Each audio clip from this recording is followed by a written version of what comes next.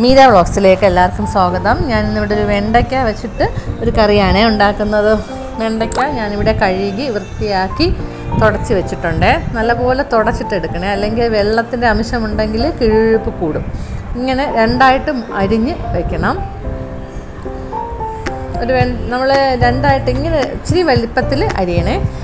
അതിനുശേഷം ഒരു മൺചട്ടി ഗ്യാസ് സ്റ്റൗവിലോട്ട് വെച്ച് കൊടുക്കാം.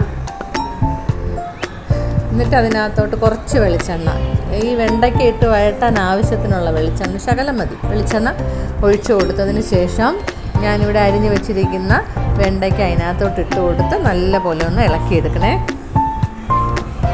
നല്ലപോലെ ഒന്ന് ഇളക്കിയെടുക്കുക.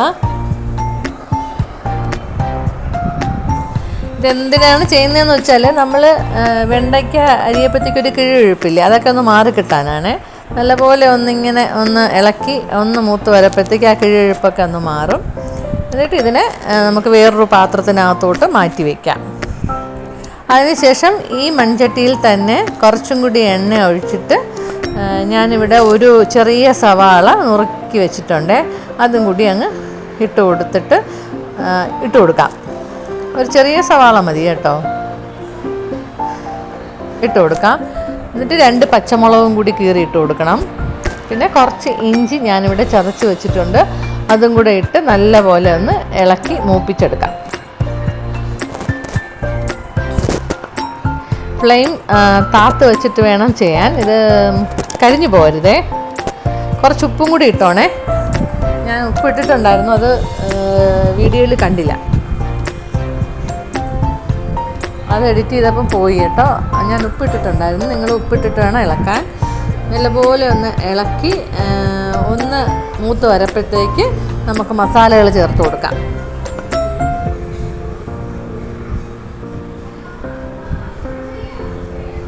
ഇതിനാവശ്യമായ മസാല ഒരു 1/2 സ്പൂൺ മഞ്ഞൾപ്പൊടി, 1/2 ടീസ്പൂൺ മല്ലിപ്പൊടി, 3/4 ടീസ്പൂൺ മുളക് പൊടി, അതും കൂടി ചേർത്ത് നല്ലപോലെ ഒന്ന് കരിഞ്ഞു പോവാതെ മൂപ്പിച്ചെടുക്കാം.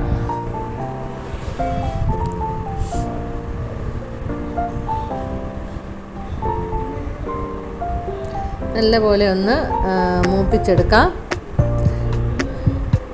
കുറേ മൂത്ത് ഇങ്ങനെ വരപ്പോഴത്തേക്ക് ഇത് അടിയിൽ പിടിച്ച് പോവാതിരിക്കാൻ വേണ്ടിയിട്ട് ഞാനൊരു ശകലം വെള്ളം ഇതിനകത്ത് ഒഴിക്കുന്നുണ്ട്.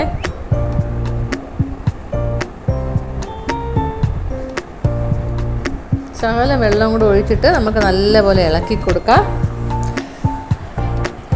അതിനുശേഷം നമ്മൾ നേരത്തെ റെഡിയാക്കി വെച്ചിരിക്കുന്ന വെണ്ടയ്ക്ക ഇതിനകത്തോട്ട് ഇട്ട് കൊടുക്കാം. അതും കൂടെ ഇട്ട് നല്ലപോലെ ഇളക്കിയെടുക്കാം. എന്നിട്ട് ഞാനൊരു മുറി തേങ്ങ നല്ലപോലെ ഇവിടെ അരച്ച് വെച്ചിട്ടുണ്ട്, അതും കൂടി ഇതിനകത്തോട്ട് ഒഴിച്ചു കൊടുക്കാം. ഈ തേങ്ങയിൽ നമ്മളിപ്പോൾ ഈ അരച്ച് വെച്ചിരിക്കുന്ന തേങ്ങ കൂട്ടിൽ കിടന്ന് വേണം ഈ വെണ്ടയ്ക്ക വേവാൻ. ആവശ്യത്തിന് ഉപ്പ് നോക്കിയതിന് ശേഷം കുറവാണെങ്കിൽ ആവശ്യത്തിന് ഉപ്പും കൂടി ഇട്ട് കൊടുക്കണേ. എനിക്കിവിടെ ഉപ്പ് നല്ല കുറവായിരുന്നു, ഞാനതുകൊണ്ട് ഇച്ചിരി ഉപ്പും കൂടി ഇട്ട് വേവിക്കാൻ വെച്ചിട്ടുണ്ട്.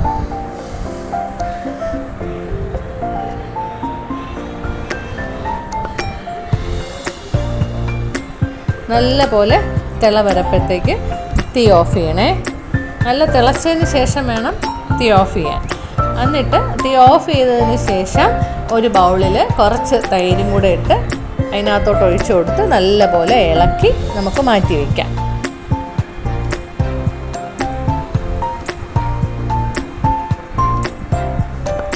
എന്നിട്ട് ഇതിന് താളിക്കാൻ വേണ്ടിയിട്ട് നമുക്ക് മറ്റൊരു പാന് ഗ്യാസ് സ്റ്റൗവിലോട്ട് വെച്ച് കൊടുക്കാം. ആവശ്യത്തിന് വെളിച്ചെണ്ണ ഒഴിച്ചു കൊടുക്കാം. വെളിച്ചെണ്ണ ചൂടായതിന് ശേഷം വറ്റൽ മുളകിട്ട് പൊട്ടിക്കാം. കുറച്ച് കടുകും കൂടി ഇട്ട് കൊടുക്കാം.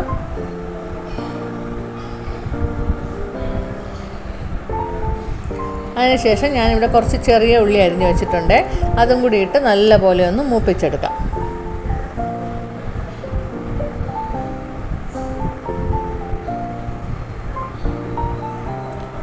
അത് മൂത്ത് വരപ്പോഴത്തേക്ക് കുറച്ച് ഉലുവയും കൂടെ 1/2 സ്പൂൺ ഉലുവയും കൂടി ഇട്ട് അതും കൂടെ ഒന്ന് പൊട്ടിച്ച് എടുക്കാം. അതും കൂടി മൂത്ത് വരുമ്പോഴത്തേക്ക് കറിവേപ്പിലയും കൂടി ഇട്ട് നമുക്ക് തീ ഓഫ് ചെയ്ത് നേരത്തെ റെഡിയാക്കി വെച്ചിരിക്കുന്ന വെണ്ടയ്ക്ക കറിയിലോട്ട് ഇതൊഴിച്ചു കൊടുക്കാം. ഞാനിവിടെ കറി ഒരു വേറൊരു ബൗളിലോട്ട് മാറ്റിയിട്ടുണ്ട്. എന്നിട്ട് അതിനകത്തോട്ട് നമ്മൾ ഈ റെഡിയാക്കി വെച്ചിരിക്കുന്ന താളിപ്പ് ഒഴിച്ച് എടുക്കാം.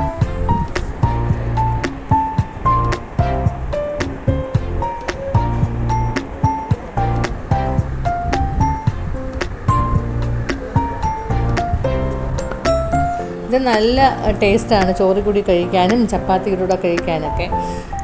എല്ലാവരും ട്രൈ ചെയ്ത് നോക്കണേ, നല്ല ടേസ്റ്റാണ്. എൻ്റെ ഈ ചാനൽ ഇഷ്ടപ്പെടുകയാണെങ്കിൽ എല്ലാവരും സബ്സ്ക്രൈബ് ചെയ്യണേ, ലൈക്കും ചെയ്യണേ, ഷെയറും ചെയ്യണേ. നാളെ മറ്റൊരു വീഡിയോയുമായി കാണാം. Thank you.